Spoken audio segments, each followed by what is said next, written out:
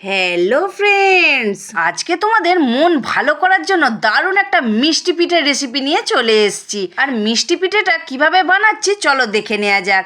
তার জন্য এখানে আমি মিক্সিং জার নিয়ে নিয়েছি আর নিয়ে নিলাম 1 বাটি সুজি। সুজিটাকে একটু আধ ভাঙা করে নেব, খুব গুঁড়োও করবো না, আবার গোটা গোটাও থাকবে না। দেখতে পাচ্ছ বন্ধুরা কতটা সুন্দর হয়েছে। এবার ওই সুজিটাকে আমি একটা পাত্রে ঢেলে নিলাম। এবার এখানে 2 বাটি ময়দা দিলাম, 1 বাটি সুজি 2 বাটি ময়দা, আর এখানে দিয়ে দিলাম 1 বাটি চিনি। আমি যে বাটিতে সুজি মেপে নিয়েছিলাম সেই বাটির মাপ করেই কিন্তু দিয়ে দিলাম। এবার চিনিটা তোমরা তোমাদের পরিমাণ মতো দিয়ে দেবে। আমাদের মিষ্টি খেতে সবাই পছন্দ করে খুব, তার জন্য আমি একটুখানি চিনিটা বেশি দিলাম।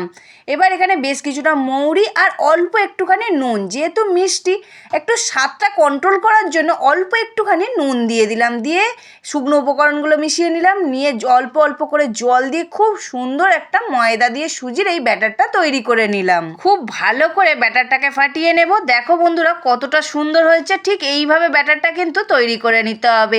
এবার আমি এটাকে বেশ কিছুক্ষণ চাপা দিয়ে রেখে দেবো, ওই জাস্ট হাতটা ধুয়ে আসার অপেক্ষায়। আর তেলটা যতটুকুনি কড়াতে গরম হবে সেইটুখানি থাকবে, এর বেশি কিন্তু রাখা যাবে না। এবার এখানে একটা কড়াই বসিয়ে দিয়েছি, দিয়ে দিলাম পরিমাণ মতো সর্ষের তেল।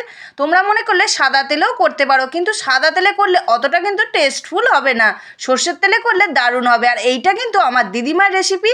আমার দিদা কিন্তু এইভাবেই মালপোয়াটা তৈরি করতো, আর দিদার থেকে আমি শিখে নিয়েছিলাম। এখন মেয়েকে বা তোমাদের দাদাভাইকে করে খাওয়াচ্ছি, আর তোমাদের সাথে শেয়ার করবো না তা হয়েছে কখনো? তাই তোমাদের সাথেও ভিডিওটা শেয়ার করলাম। একটা ভেজে খুব সুন্দর করে তুলে নিয়েছি, আবারও আর একটা দিয়ে দিলাম। এখানে কিন্তু হাতার মাপটা খুব সুন্দর করে বুঝে শুনে দিতে হবে। আর তেলে দেওয়ার সাথে সাথে কিন্তু একদম টুবু হয়ে ফুলে যাবে। বন্ধুরা আজকে সুজি দিয়ে ময়দার মালপোয়া রেসিপিটা কেমন লাগলো অবশ্যই একটা কমেন্ট করে জানাবে।